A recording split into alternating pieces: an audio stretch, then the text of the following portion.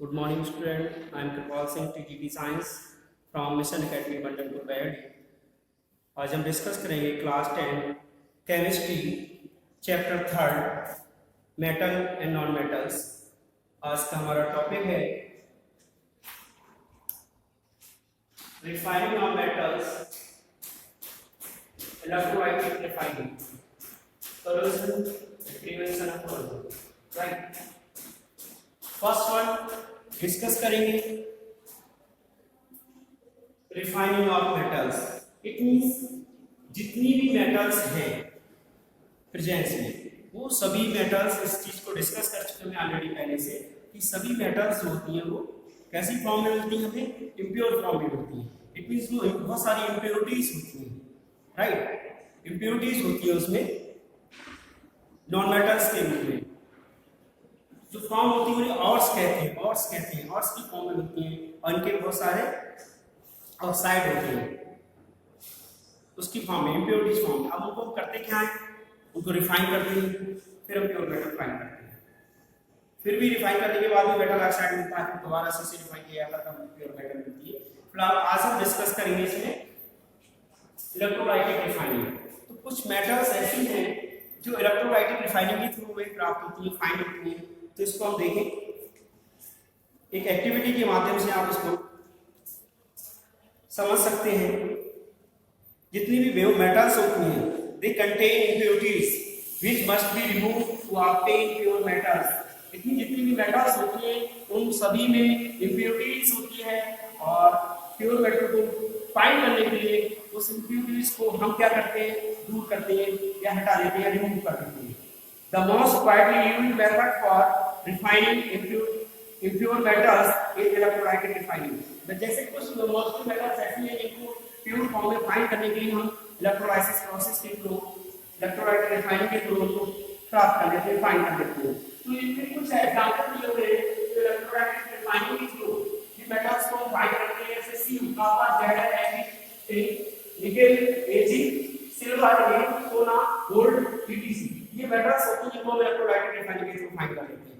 अब electrolytic refining की process होती है, इसमें आप देख सकते हैं, फिगर आपको बना हुआ नजर आएगा।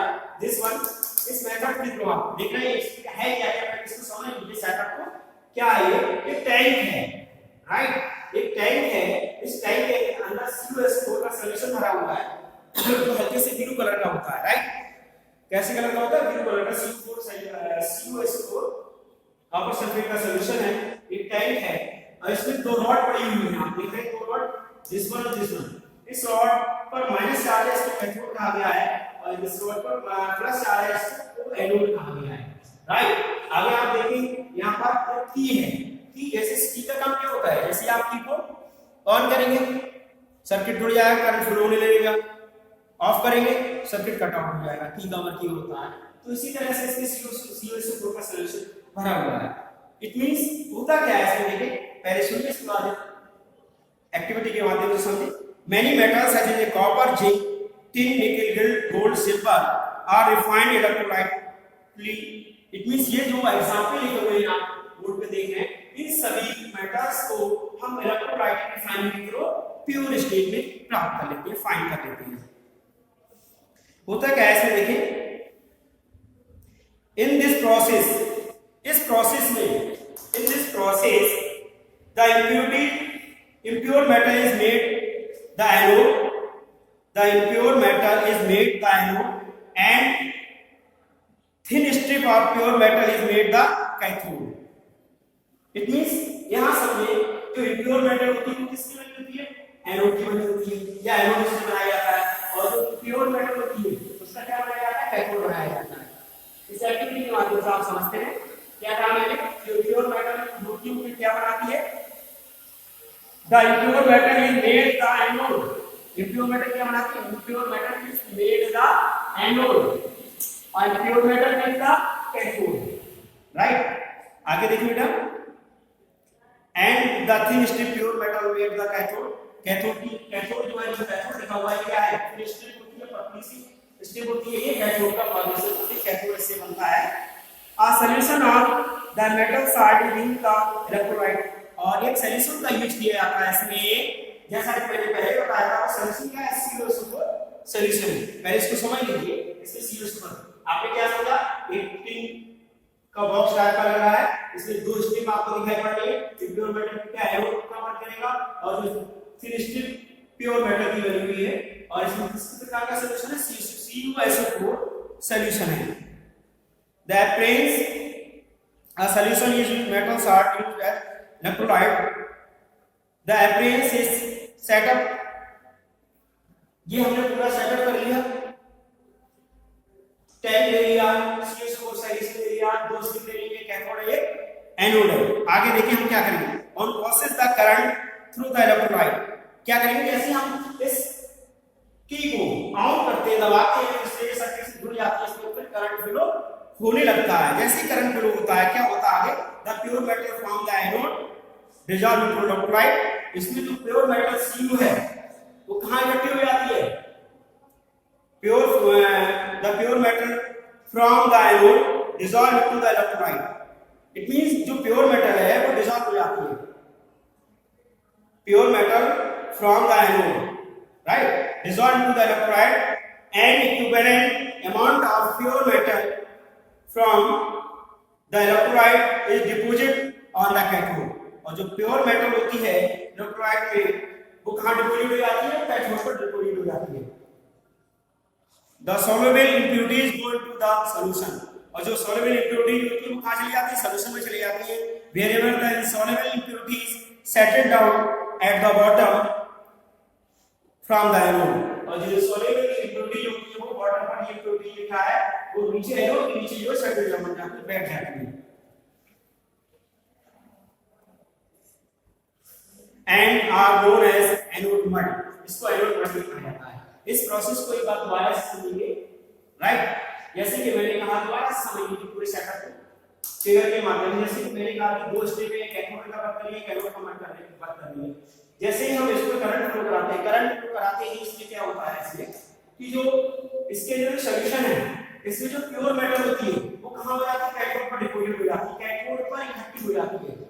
और जो सॉल्युबल इंप्योरिटीज होती है, सॉल्युबल इंप्योरिटीज वो सॉल्यूशन में आ जाती है, और जो इनसॉल्युबल इंप्योरिटीज होती है वो कहां जाती है, वो इस एनोड के नीचे इंप्योरिटी इकट्ठी हो जाती है, इसे एनोड मड कहते हैं। अगेन एक बार दोबारा से इस प्रोसेस को समझिए बेटा, किस तरह से क्या है electrolyte refining process, Cu ZnNiAgAl इन सबको फाइंड करते हैं प्योर फॉर्म में। आप सेटअप पूरा देखिए, टैंक है, एनोड है, कैथोड है, और CO4 सॉल्यूशन है। जैसे ही हम इस की को ऑन करेंगे, इतनी जैसे हम की को ऑन करेंगे, करंट इसमें फ्लो हो जाएगा, और जैसे ही करंट फ्लो होगा तो इसके अंदर जो प्योर मेटल होगी, राइट, प्योर मेटल होगी तो कहां पर डिपोजिट हो जाएगी, इस कैथोड पर, जो इंडिकेट करना है, कैथोड पर डिपोजिट हो जाएगी प्योर मेटल, राइट। और जो इंप्योरिटीज होंगी, कैसी इंप्योरिटी, दो प्रकार की इंप्योरिटी, एक सॉल्युबल एंड इनसॉल्युबल। जो सॉल्युबल इंप्योरिटीज होंगी वो इस सॉल्यूशन में आ जाती है, इस एनोड की साइड में इस सॉल्यूशन में मिक्सअप हो जाती है, जो CO4 का सॉल्यूशन है। प्योर मेटल तो कैथोड पर इकट्ठी होगी, डिपोजिट होगी, जो सॉल्युबल इंप्योरिटी है सॉल्यूशन में आ गई। जो इनसॉल्युबल इंप्योरिटीज हैं वो एनोड के नीचे, एनोड मड कहलाती है, एनोड के नीचे सॉल्ट फॉर्म में इकट्ठी हो जाती है, इकट्ठी दिखाया है, इनको एनोड मड कहते हैं।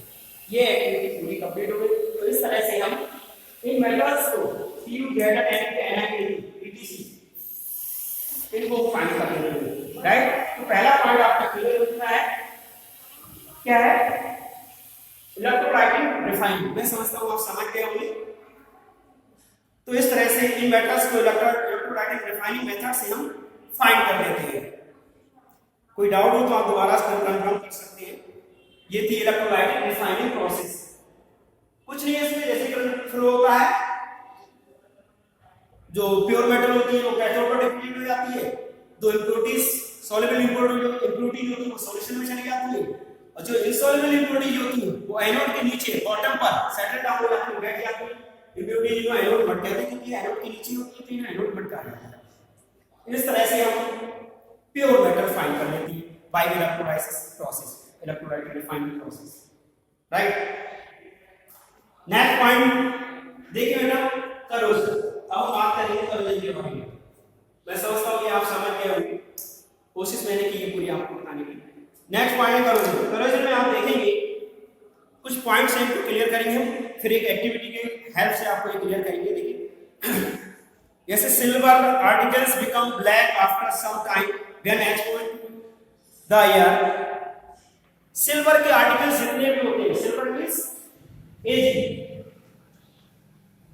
इसका सिंपल एजी से होता है। इसके बने हुए जितने भी आर्टिकल्स होते हैं कुछ समय के बाद में आप अगर एयर के संपर्क में रहते हैं तो कैसे जाती है, एक ब्लैकिश लेयर आ जाती है। Silver articles become black after some time when exposed to air. अगर आप सिल्वर के बने हुए जैसे आभूषण बहुत सारे, जैसे अंगूठी है, पैरों में पहनने वाली जो फीमेल पहनती है, लेडीज पहनती है, पैसा, ये बहुत सारे आर्टिकल्स होते हैं, या फिर ये ऑर्नामेंट्स है, ये तो और बहुत सारे आर्टिकल्स होते हैं। जैसे आपके बर्तन है, ग्लास है, चम्मच है, जो चांदी से बनी हुई होती है। अगर आप एयर के संपर्क में लंबे समय तक रखेंगे तो क्या होगा, एक ब्लैकिश लेयर आ जाती है इनके ऊपर। ऐसा क्यों होता है? This is because it react with sulphur in the air from coating a silver sulphide. क्योंकि एयर में, एटमॉस्फेयर में जो एयर है, एयर के अंदर सल्फर प्रेजेंट है और ये सिल्वर इतनी एजी सल्फर से रिएक्ट हो जाती है, रिएक्शन कर लेती है और सल्फर ऑक्साइड की लेयर बना लेती है एजी के ऊपर, जो ब्लैकिश सी होती है, ये सल्फर से रिएक्ट करती है और लेयर टाइप की बना लेती है। ऐसे ही copper react with most carbon dioxide in the air and slowly loses its shiny brown surface and gains a greying coat. इस चीज को ध्यान से समझे। जैसे फॉर एग्जांपल कॉपर की यहां पर बात की गई है। कॉपर क्या करती है, जैसे कॉपर से बनी हुई ऑर्नामेंट्स होती है। जैसे एक एग्जांपल बना रहा हूं मैं आपके लिए, लोटा होता है, आपने देखा होगा घरों में सबके लोटा मिल जाएगा ऐसे, विशेषकर पूजा वगैरह में यूज भी किया जाता है, आप देखो तो जो लोटा टाइप का होता है कॉपर का बना होता है और बहुत सारी कॉपर की चीजें बनी हुई आपको मार्केट में मिल जाएगी। छोटा सा एग्जांपल लिया मैंने। तो इसमें अगर ये कॉपर से बना हुआ कोई भी ऑर्नामेंट्स है, आभूषण है या आर्टिकल है, अगर आप उसको लंबे समय तक या कुछ समय के लिए लंबे समय तक आप एयर के संपर्क में रखेंगे तो ये उसे Cu, इट मींस कॉपर क्या करेगा, Cu उसे रिएक्शन कर देगा, किससे, CO2 से, कार्बन डाइऑक्साइड से।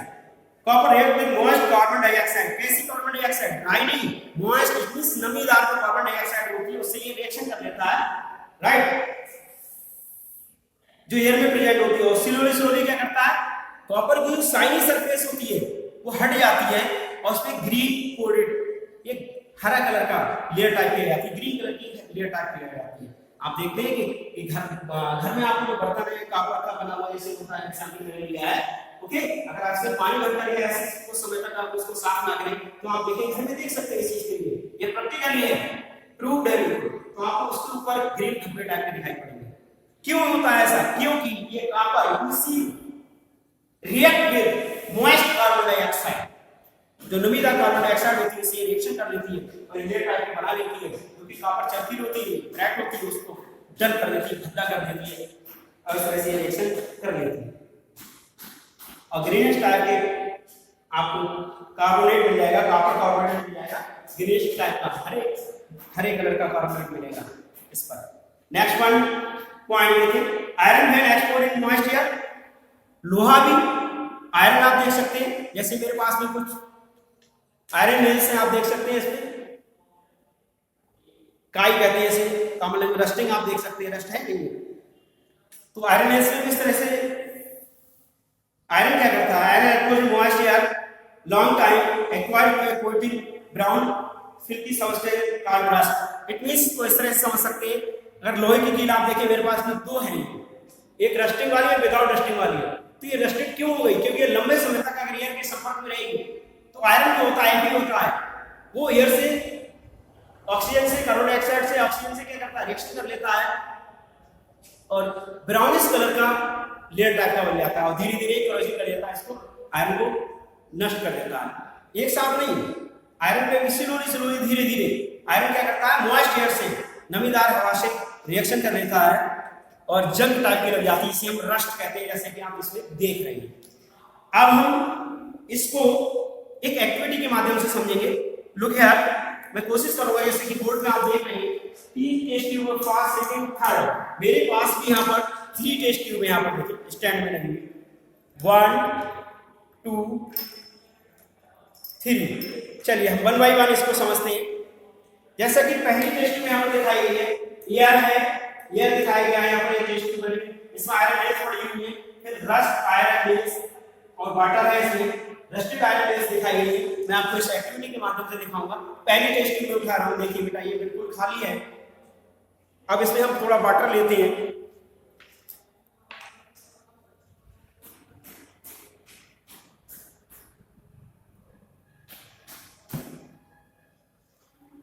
अगर हम इस वाटर के अंदर आयरन लेस डालते हैं इस तरह से, अगर हम इस वाटर के अंदर आयरन लेस डालते हैं तो आप देखेंगे कि जो आयरन लेस होती हैं, ये आयरन लेस मैंने इसमें डाल दी है। ये iron less after some time, इस पहले पॉइंट को समझिए आप, ये फर्स्ट पॉइंट है, कोरोजन लिखा हुआ है, इस कोरोजन को मैं एक्सप्लेन कर रहा हूं। इससे पहले मैंने 3 पॉइंट आपको क्लियर किए थे, एजी का, सीयू का और एफई का।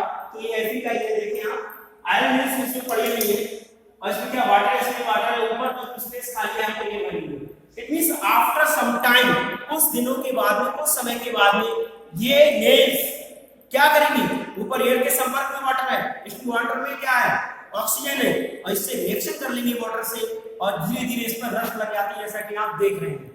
रस्टेड आयरन लेस है, रस्टेड है तो धीरे धीरे ये रिएक्शन करती है वाटर से, ऑक्सीजन से, और इसको रस्टेड कर देती है, इसमें रस्ट लग जाती है, इसे जंक कहते हैं। और धीरे धीरे अगर कोई भी आयरन आर्टिकल्स है, अगर रस्टेड होता रहेगा तो लास्ट में क्या हो जाता है, वो फिनिश हो जाता है, खत्म हो जाता है, ब्रेक डाउन हो जाता है, टूट जाता है, कि रस्ट कंप्लीटली उसको कवर अप कर लेती है। तो पहले पॉइंट आप देख रहे हैं, इसमें रस्ट लग जाएगी। इट मींस हम कह सकते हैं कोई भी आयरन आर्टिकल्स, बहुत सारे ब्रिज वगैरह बनाए जाते हैं, मकानों में आयरन का यूज किया जाता है, तो कोई भी आयरन आर्टिकल्स, कहने का मतलब ये है कि अगर वो डायरेक्टली मॉइस्ट एयर या वाटर के संपर्क में रहेगा तो क्या होगा, वो रस्टेड हो जाएगा। पहला पॉइंट ये, इसको ये क्लियर करता हूं एक्टिविटी के माध्यम से। अगर कोई भी आयरन आर्टिकल्स है, इसमें आयरन लेस डाल दिए मैंने, अगर ये वाटर के संपर्क में, एयर के संपर्क में डायरेक्टली रहेंगे तो ये रस्टेड हो जाएंगे, जैसे कि ये रस्टेड हो चुके हैं। सेकंड पॉइंट आप देखें, ये सेकंड पॉइंट आप देख रहे हैं, सेकंड टेस्ट ट्यूब है। सेकंड टेस्ट ट्यूब के माध्यम से आप देख सकते हो, ऊपर खाली एयर है, इसके बाद लेयर ऑफ ऑयल है, इसके नीचे क्या वाटर है, आयरन लेस है।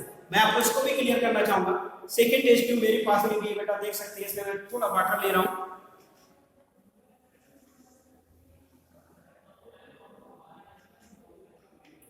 इसको जरा ध्यान से समझिए थोड़ा सा।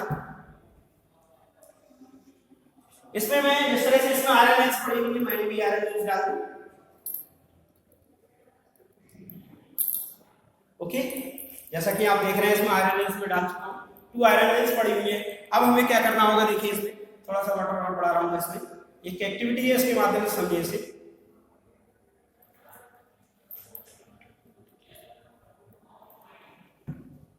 लुक है, अब इसमें ये आयरन लेस में डाल चुका हूं, वाटर भी जैसे कि आप देख रहे हैं। इस समय प्रेजेंट हुई इस पोजीशन में सेम जो टेस्ट ट्यूब थी पहले ए, तीन टेस्ट ट्यूब है, एक ए है, दूसरी बी है और थर्ड वन सी है। तो ये टेस्ट ट्यूब में आप जैसा कि था वैसी कंडीशन अभी है, लेकिन इसमें वाटर है, ऊपर एयर है, राइट। अब मैं क्या करूंगा, दिखा लेयर ऑफ ऑयल। अगर मैं इस समय इस कंडीशन में ये iron less after some time rusted हो जाएगी, क्योंकि सीधे सीधे वाटर के संपर्क में इसमें ऑक्सीजन है और ऊपर एयर भी आ रही है। बट मैं इसके अंदर अगर थोड़ा सा ऑयल डालता हूं तो आप देखेंगे क्लियर ऑयल की एक लेयर टाइप की बन जाएगी, बन गई है लेयर। ऑयल की लेयर आपको दिखाई पड़ रही है बेटा, देखिए क्लियर ऑयल की लेयर आपको दिखाई पड़ेगी। इट मींस अब ये ऑयल लेयर बीच में आ गई एयर और वाटर के। इट मींस जो एयर है वो एयर वाटर के संपर्क में नहीं आएगी। इट मींस इसके अंदर जो आयरन लेस पड़ी हुई है वो रस्टेड नहीं होंगी, क्योंकि पहले वाले टेस्ट में जैसे कि दिखाया था, इसमें देखिए एयर के संपर्क में थी ये वाटर, इस वजह से ये रस्टेड हो रहा था। लेकिन इसमें यहाँ देखेंगे एयर तो है ऊपर, लेकिन बीच में आ रहा है oil, layer of oil, oil की लेयर है, क्योंकि एयर को ना ऊपर ही रह रही है, एयर को वाटर में नहीं जाने दे रही, मींस लेयर्स के संपर्क में नहीं आने दे रहा है। इसमें इस वजह से क्या होगा, इसके अंदर जो लेयर्स होंगी वो रस्टेड नहीं होंगी, जैसा कि आप देख रहे हैं। एक लेयर टाइप की आप देख रहे हैं, वाटर है, आयरन नेल्स पड़ी हुई है, फिर लेयर है, इसके बाद एयर है।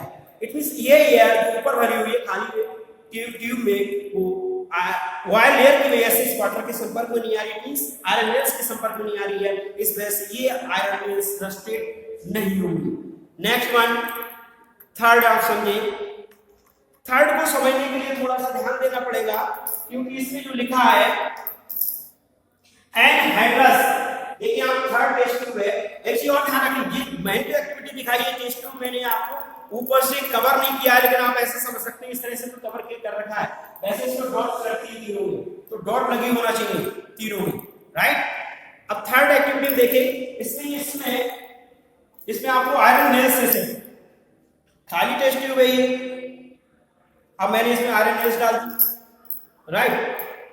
लेकिन इस आयरन नेल्स के ऊपर ड्राई लेयर है, लेकिन नीचे इसमें क्या डालना है, एनहाइड्रस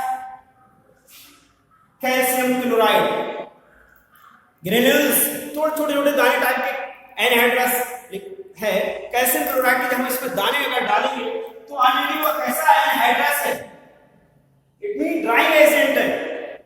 तो कैल्शियम एनहाइड्रस कैल्शियम क्लोराइड को जहां भी रखेंगे, जिस प्लेस पे भी रखेंगे, उसके आसपास में का एरिया कैसा रहेगा, ड्राई रहेगा, शुष्क रहेगा, इट मीन मॉइस्ट नहीं रहेगी, इट मीन एयर तो रहेगी इसमें टेस्ट में।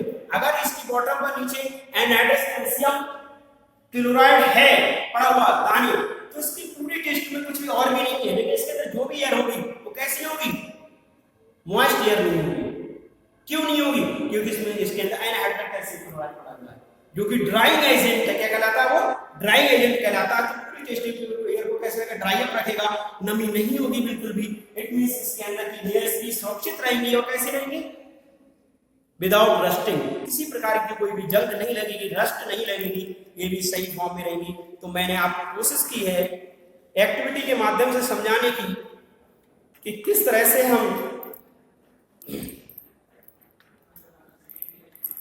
आयरन से बने हुए आर्टिकल्स को रस्ट से बचा सकते हैं और किस कंडीशन में उनमें रस्ट लग सकती है। जैसे कि आपने पहले एक्टिविटी में देखा फर्स्ट में कि अगर कोई भी आयरन आर्टिकल अगर वाटर के संपर्क में रहेगा, मॉइस्ट एयर के संपर्क में रहेगा, तो 100% रस्टेड हो जाएगा, करोजन हो जाएगा, लग जाएगी, इसमें करोजन हो जाएगा। लेकिन अगर वही आर्टिकल्स अगर ऊपर से लेयर टाइप की चढ़ जाएगी, उस पे अगर एयर के संपर्क में नहीं रहेगा, इसमें वायर की लेयर की एयर के संपर्क में नहीं है, तो उसमें भी किसी प्रकार की रस्टिंग नहीं होगी, करोजन नहीं होगी। लेकिन तीसरा पॉइंट इसमें एनहाइड्रस एजेंट था, कैल्शियम क्लोराइड है, इसकी वजह से भी इसमें किसी प्रकार की रस्टिंग करोजन नहीं होगी। तो ये एक्टिविटी थी आपकी जो मैंने आपको क्लियर किया बोर्ड के माध्यम से भी और इस एक्टिविटी के माध्यम से भी, राइट। तो इसमें थोड़ा जानकारी और ले देखें। द आयरन नेल्स, ये तो हो गया कि आपने देखा टेस्ट ट्यूब ए में रस्टिंग हो रही है, बी में नहीं हो रही, सी में नहीं हो रही है, इसका रीजन भी मैंने क्लियर कर दिया, बी में क्यों नहीं हो रही है, इसमें लेयर ऑफ वायर है, और थर्ड में एनहाइड्रस कैल्शियम क्लोराइड है जो कि ड्राइंग एजेंट है, इस वजह से इसमें रस्टिंग नहीं हो रही है। इट मींस कहने का मतलब है कोई भी आर्टिकल आयरन से बना हुआ है, अगर वो डायरेक्टली मॉइस्ट एयर के संपर्क में होगा तो करोजन या रस्टिंग होगी, अदरवाइज नहीं होगी। नेक्स्ट पॉइंट है बेटा इसमें थर्ड पॉइंट आप देखें, prevention of corrosion. Prevention of corrosion, prevention of corrosion, right. It means अगर कोई भी आर्टिकल्स है किसी भी मेटल से बना हुआ है, उसको प्रिवेंट कैसे करेंगे, उसकी सुरक्षा कैसे करेंगे, किस तरह से हम सुरक्षित रख सकते हैं उसको, जिससे कि करोजन ना हो, रस्टिंग ना हो। तो उसके कई तरीके हैं, इसको ध्यान से सुनिए। The rusting of iron can be prevented by painting. It means अगर कोई भी आर्टिकल्स है, अगर आप उसके ऊपर पेंट कर देते हैं, जैसे कि आपने देखा होगा आपके घरों में बहुत सारे आर्टिकल्स मार्केट से लाते हैं, उसको पेंट किया हुआ होता है, या फिर घर पे लाके पेंट करते हैं, जैसे डोर है, विंडोज है, अपने घरों में लगाते हैं, उसका पेंट करते हैं। तो पेंटिंग क्यों करते हैं, जिससे कि वो शाइनिंग रहे, लंबे समय तक रहे, रस्ट ना लगे, फिनिश ना हो। तो इस वजह से हम क्या करते हैं, पेंटिंग का यूज करते हैं, किससे बचाने के लिए, करोजन से बचाने के लिए। वायलिन वायर वगैरह भी लगाते हैं, रस्ट से बचाने के लिए। ग्रीसिंग भी करते हैं, ग्रीस का यूज भी करते हैं, गैल्वेनाइजिंग भी करते हैं और क्रोम प्लेटिंग भी करते हैं, एनोडाइजिंग भी करते हैं, एनोडाइजिंग भी करते हैं और मेकिंग एलाउ भी बनाते हैं। जिस तरह से ये कई मेथड हैं इनके थ्रू हम अपने आर्टिकल को सुरक्षित रख सकते हैं। जैसे कि बात करें गैल्वेनाइजेशन की, galvanisation is a method of protecting steel and iron from rusting coating with a thin layer of zinc. तो गैल्वेनाइजेशन की मैंने बात की तो इसको जरा समझ लीजिए। गैल्वेनाइजेशन मैं समझता हूं पेंटिंग वगैरह आप समझ रहे होंगे, पेंट करना है, ग्रीसिंग करना, वायरिंग करना, ये सभी एक वर्ड है गैल्वेनाइजेशन।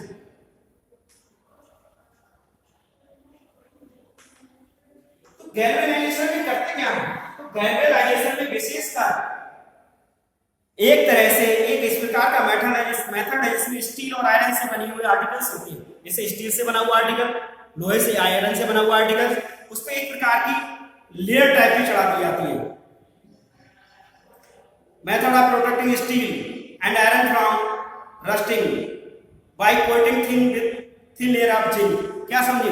अगर कोई भी मेटल जैसे आयरन से बना हुआ है, स्टील से बना हुआ आर्टिकल है, अगर हम इसके जेडन जिंक की अगर लेयर चढ़ा देंगे तो कोरोजन से प्रिवेंट हो जाएगा, सुरक्षित रहेगा। ध्यान रखें। तो गैल्वेनाइजेशन ऐसी प्रोसेस इसमें क्या करते हैं, आयरन से बने हुए आर्टिकल और स्टील से बने हुए आर्टिकल पर जिंक की एक लेयर चढ़ाई जाती है, जिसे गैल्वेनाइजेशन भी कहते हैं। इससे वो रस्ट से प्रिवेंट रहता है। The galvanised article is protected against rusting even if the zinc coating is broken. ये कह रहे हैं कि the galvanised article is protected against rusting even if the zinc coating is broken. अगर जिंक की कोटिंग अगर ब्रोकन टूट भी जाती है तब भी वो प्रिवेंट रहता है, सुरक्षित रहता है। गैल्वेनाइजेशन की प्रोसेस में लोग क्या करते हैं, दोबारा से सुन लीजिए। आयरन से बनी हुई आर्टिकल, स्टील से बनी हुई आर्टिकल पर जेडन जिंक की एक लेयर चढ़ा देते हैं, इससे वो सुरक्षित रहते हैं, प्रिवेंट रहते हैं। अब नेक्स्ट पॉइंट एलॉयिंग। आपको मैंने कहा था एलॉयिंग क्या होता है, A double L O Y I N G. Alloying is a very good method of improving the property of metal. It means metal से बनी हुई जितनी भी प्रॉपर्टी आर्टिकल्स होती हैं, एलॉयिंग मेथड से उनको सुरक्षित किया जा सकता है। जैसे कि एग्जांपल है, iron is the most widely used metal है। आयरन मतलब नमी से बहुत जल्दी रिएक्शन करती है, but it is never used in its pure state. This is because pure iron is very soft. ध्यान से सुनिए, कहने का मतलब iron is the most widely used metal, मतलब यह है कि आयरन का सबसे ज्यादा यूज किया जाता है। समझने के यहाँ मोस्टली आर्टिकल जितने भी बन रहे हैं वो सबसे ज्यादा आयरन के बनते हैं, आयरन से बनाए जाते हैं। लेकिन अच्छी मेटल है, हार्ड होती है, लेकिन but never used in pure state. लेकिन कभी भी कहा यह जा रहा है कि आयरन को प्योर स्टेट में यूज नहीं किया जाता है। क्यों नहीं किया जाता है? क्योंकि this is because pure iron is very soft and stretch easily when hot. क्योंकि प्योर आयरन जो होता है, शुद्ध लोहा जो होता है, वो कैसा होता है, सॉफ्ट होता है और आसानी से पिघल सकता है। इस पॉइंट को जरा ध्यान से सुनिए। मैंने कहा कि इस प्रोजेक्ट में आप देखेंगे सब जगह मोस्टली आर्टिकल्स लोहे से, आयरन से मिलकर बनी होती हैं, लेकिन रियलिटी में प्योर आयरन से नहीं, क्योंकि प्योर आयरन जो होता है वो सॉफ्ट होता है, आसानी से ब्रेक डाउन हो सकता है और कम टेम्परेचर पर मेल्ट भी हो सकता है, आसानी से हॉट भी हो सकता है, गर्म भी हो जाता है। But it is mixed with a small amount of carbon. तो इसके अंदर ऐसा क्या मिलाया जाता है आयरन के अंदर? तो ध्यान रखिए, आयरन के अंदर जो मिलाया जाता है, आयरन है, आयरन में CO2 कार्बन मिलाया जाता है, कार्बन मिलाया जाता है आयरन के अंदर। क्या मिलाया जाता है? कार्बन। लगभग कितना? 0.05%। ध्यान रखिए, फिर से दोबारा से बता रहा हूं आपको बेटा। मैंने कहा मोस्टली आर्टिकल्स आप देखेंगे कहीं भी मार्केट में आयरन से बनी हुई मिलेंगी, ज्यादा से ज्यादा आयरन का यूज होता है, लेकिन प्योर आयरन का नहीं, क्योंकि वो सॉफ्ट होता है और आसानी से हॉट हो जाता है, मेल्ट भी हो सकता है। इसलिए उसमें क्या बनाया जाता है? कार्बन को बनाया जाता है। इसके अंदर कितने परसेंट? 0.05% कार्बन उसमें मिक्स किया जाता है। It is because hard and strong, जिससे कि आयरन जो है हार्ड और स्ट्रॉन्ग हो जाए। कहने का मतलब ये है, जैसे कि फॉर एग्जांपल मेरे पास में आयरन पार्टिकल से ये की है, लोहे से बनी हुई है, इट मींस ये हार्ड है काफी। ऐसा क्यों? क्योंकि हार्ड क्यों? क्योंकि ये प्योर नहीं है, क्योंकि इसमें कार्बन मिला हुआ है। अगर इसमें कार्बन नहीं होता, प्योर आयरन होता ये, तो ये कैसी होती? सॉफ्ट होती, फोल्ड हो जाती, मुड़ जाती और आसानी से हॉटेड हो जाती, मेल्टेड हो जाती। ऐसा क्यों हार्ड? इसलिए है क्योंकि इसमें 0.05% कार्बन मिक्स है। When iron is mixed with the nickel and chromium, अगर आप आयरन को निकेल और क्रोमियम में मिलाएंगे तब क्या मिलेगा? When iron is mixed with the nickel and chromium, we get stainless steel. Market में हम जाते हैं तो चीज लेने आते हैं, मोस्टली बोलते हैं भाई, कोई भी दुकानदार होता है आपको कोई भी आर्टिकल सिखाता है, कहता है वो स्टेनलेस स्टील का है। तो ये स्टेनलेस स्टील होती क्या है? किससे मिलकर बनी हुई है? तो ध्यान से सुनिए, स्टेनलेस स्टील किससे मिलकर बनी हुई है? When iron mixed with nickel and chromium, it means iron, तीन मेटल हो गई, आयरन को निकेल और क्रोमियम के साथ में मिक्स किया जाता है। इट मींस आयरन को निकेल और क्रोमियम के साथ में तीनों को जो मिक्स किया जाता है एक नई मेटल बन जाती है, उसे कहते हैं स्टेनलेस स्टील। फिर उससे बहुत सारे आर्टिकल्स बनाए जाते हैं। वो कैसे होते हैं? वो काफी हार्ड होते हैं, मजबूत होते हैं, right. When iron mixed with nickel and chromium, please ये जो पॉइंट डिस्कस कर रहा हूं मैं वन बाय वन, इनको ध्यान रखना, क्योंकि इन क्वेश्चनों, इन पॉइंट से एमसीक्यू बनने की बहुत संभावना रहती है। बच्चे भूल जाते हैं इन पॉइंट्स को। आपसे पूछ लिया जाए iron is mixed with nickel and chromium, तो क्या बनेगा? We get stainless steel. या आपसे पूछा जाए स्टेनलेस स्टील में क्या क्या मिक्स होता है, तो उसमें आयरन होता है, निकेल होता है, क्रोमियम होता है। तो ये ध्यान रखना पड़ेगा इन पॉइंट्स को। तो स्टेनलेस स्टील किससे बनती है? आयरन, निकेल और क्रोमियम से। क्योंकि ये कैसे हो जाती है? West is hard and does not rust. ध्यान रखिए, स्टेनलेस स्टील से बनी हुई जितनी भी आर्टिकल्स होती है वो हार्ड होती है और उनमें किसी प्रकार की जंग, इतनी रस्ट नहीं लगती है। इसीलिए स्टेनलेस स्टील से बने हुए जितने भी आर्टिकल्स होते हैं मजबूत होते हैं और उनमें किसी प्रकार की जंग नहीं लगती है। इन क्वेश्चन को ध्यान रखें, इन पॉइंट को ध्यान रखें। If iron is mixed with some another substance, its properties change. ऐसी और किसी सब्सटेंस के में कि आयरन को मिक्स किया जाए तो प्रॉपर्टी चेंज हो जाएगी। हमने यहाँ पर किसको, आयरन को इसमें क्रोमियम और निकेल में मिक्स किया था, स्टेनलेस स्टील बनी थी जो कि हार्ड थी और इसमें किसी प्रकार की रस्टिंग नहीं हो सकती। इसमें कुछ पॉइंट को ध्यान दें। प्योर गोल्ड होना है 24 कैरेट गोल्ड। प्योर गोल्ड की अगर बात करें तो हम कहते हैं कि उसमें 24 कैरेट है, 24 कैरेट। लेकिन ये चीज ध्यान रखें, हमेशा प्योर गोल्ड जो होता है वो भी सॉफ्ट होता है। जैसे अभी हमने बात की थी कि प्योर आयरन कैसा होता है? सॉफ्ट होता है। इसी तरह से प्योर गोल्ड भी सॉफ्ट होता है। प्योर गोल्ड कैसा होता है? सॉफ्ट होता है। इसके अगर ऑर्नामेंट्स बनाए जाएंगे बेटा तो ध्यान रखें आसानी से ब्रेक डाउन हो जाएंगे, टूट जाएंगे। तो ऐसा क्या बनाया जाता है इसमें, जैसे कि इसके ऑर्नामेंट मजबूत हो जाते हैं, हार्ड हो जाते हैं। तो हमेशा ध्यान रखिए प्योर गोल्ड की पहचान होता है 24 कैरेट का होता है। लेकिन 24 कैरेट के ऑर्नामेंट्स मिलते नहीं है, बहुत कम। तो इसमें ऐसा क्या मिलाया जाता है? मोस्टली ऑर्नामेंट जितने भी गोल्ड जो 22 कैरेट के मिलते हैं, 22 कैरेट। तो 2 कैरेट क्या मिलाया जाता है इसमें, जिससे कि वो लेस्टर हो जाता है, हार्ड हो जाता है और शाइनिंग भी आ जाती है। तो हमेशा ध्यान रखें, क्योंकि 24 कैरेट्स की ऑर्नामेंट होते हैं वो स्टेबल नहीं होती है, आसानी से ब्रेक डाउन हो जाती है, इससे ज्वेलरी बनाना कठिन होता है। इसमें मिलाया जाता है सिल्वर और कॉपर। गोल्ड की हार्डनेस के लिए क्या मिलाया जाता है इसमें? सिल्वर और कॉपर। हमेशा ध्यान रखिए बेटा, गोल्ड की हार्डनेस के लिए सिल्वर और कॉपर मिलाया जाता है। Ag और Cu किसमें? Au में मिलाया जाता है। गोल्ड की हार्डनेस के लिए सोने का सिंबल है Au, इसमें ऐड किया जाता है Ag और Cu, इनको ऐड किया जाता है जिससे कि हार्ड हो जाती है। फिर इसे आसानी से ऑर्नामेंट बनाए जाते हैं। कितना मिलाया जाता है? 2 कैरेट। 2 कैरेट मिलाया जाता है, चाहे कॉपर मिलाए चाहे Cu मिलाए, 2 कैरेट। क्योंकि 24 कैरेट कैसा होता है? प्योर गोल्ड होता है। तो मोस्टली ऑर्नामेंट जितने भी हम लेते हैं आप उसमें कितने कैरेट के होते हैं? 22 कैरेट के होते हैं। Generally in India 22 carat gold is used for making ornament. Mainly India में आप देख सकते हैं 22 कैरेट के गोल्ड के आभूषण मिलती हैं आपको। It means that 22 parts are the pure gold. इसका मतलब ये होगा कि 22 पार्ट प्योर गोल्ड होता है एंड 2 पार्ट आता है कॉपर और सिल्वर।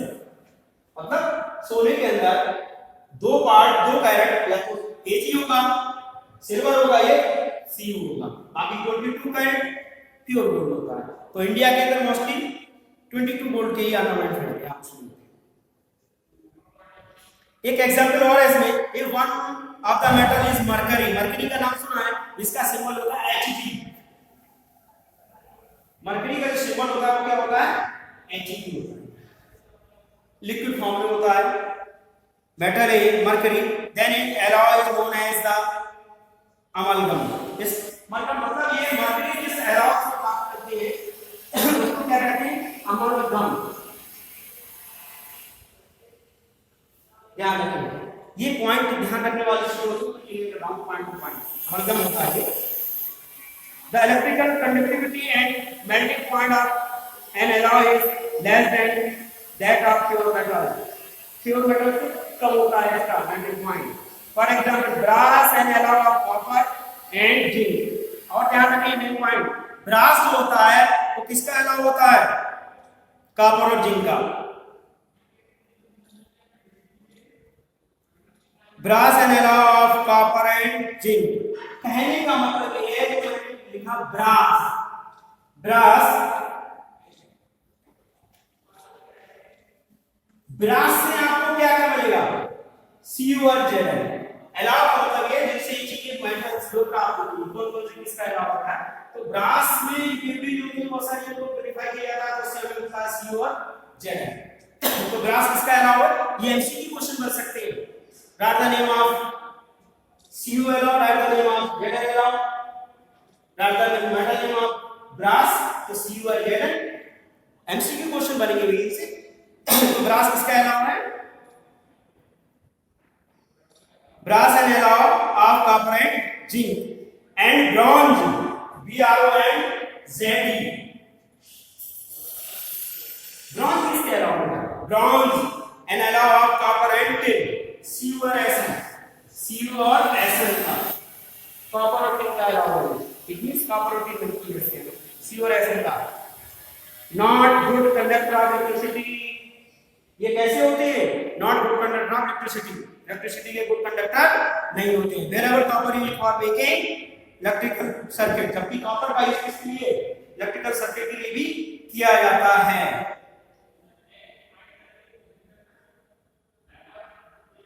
यानी मतलब इसका जो एलॉय होता है ब्रॉन्ज, ये गुड कंडक्टर ऑफ इलेक्ट्रिसिटी नहीं होता है, जबकि इसके अंदर Cu जो कॉपर है ये तो गुड कंडक्टर ऑफ इलेक्ट्रिसिटी होता ही है। बहुत सारे इलेक्ट्रिकल सर्किट वगैरह बनाए जाते हैं। Solder and alloy of lead lead. एक और है सोल्डर। सोल्डर ये पीवी का है, PB alloy of lead and tin. Lead and tin, सीसा कहते हैं लेड के लिए, पीवी सिंबल है इसका, और Sn का टिन का होता है। इन दोनों का एलॉय। इनका मेल्टिंग पॉइंट कैसा होता है? लो होता है, ध्यान रखना। सोल्डर का मेल्टिंग पॉइंट लो होता है। जैसे इसकी बात कर रहे थे बेड कंडक्टर ऑफ इलेक्ट्रिसिटी है, लेकिन यहाँ पर क्या सोल्डर है? सोल्डर का मेल्टिंग पॉइंट लो होता है। इससे क्या होता है? Pb और Sn। आपने सोल्डर का नाम सुना होगा, नहीं सुना तो आपको बता दूं जानकारी के लिए। जितने भी इलेक्ट्रॉनिक ऑर्नामेंट्स होते हैं, रेडियो मोबाइल वगैरह, इनमें जो टांके लगाए जाते हैं तो मेटल कौन सी? सोल्डर यूज किया जाता है, क्योंकि एक प्रकार का एलॉय होता है। सोल्डर का यूज करते हैं, क्यों? क्योंकि आसानी से मेल्ट हो जाता है, पिघल जाता है किसी टेंपरेचर पर। मेल्टिंग पॉइंट बहुत लो होता है। इसका ये वेल्डिंग में किया जाता है। इलेक्ट्रिकल वायर को जोड़ने के लिए इसका यूज किया जाता है सोल्डर का।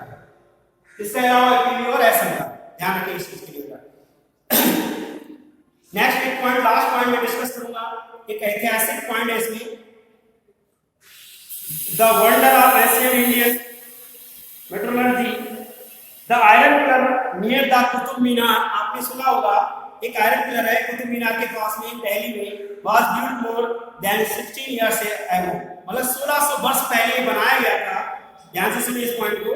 इंडिया के अंदर एक आयरन पिलर है कुतुब मीनार के पास में, दिल्ली में है, इस 1600 साल पहले 1600 मतलब 1600 ईयर्स है, 1600 वर्ष पहले इसे बनाया गया था।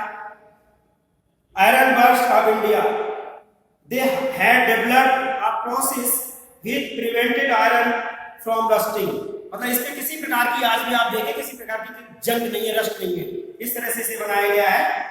It is quality of rust resistant, it has been examined by scientists from all part of the world. It means इस पिलर पर किसी प्रकार की रस्ट नहीं लगती है, इसको पूरे वर्ल्ड के साइंटिस्ट ने एग्जामिन किया है कि क्या रीजन है। आयरन पिलर के नाम से फेमस है बट उसमें किसी प्रकार की रस्ट नहीं लगती है, ऐसा क्या रीजन है? तो दुनिया के साइंटिस्ट ने इसको देखा है, एग्जामिन किया है। The iron pillar is 8 metre height. इस आयरन पिलर की हाइट कितनी है? 8 मीटर है। एंड वेट 6 टन, इसका वजन 6 टन है। इट मींस लगभग 6000 kg। Thank you. Next video next time. आज आपका इस वीडियो में चैप्टर 3 मेटल और नॉन मेटल कंप्लीट हो चुका है। नेक्स्ट वीडियो में मिलेगा आपको chapter 4 chemistry class 10। Thank you.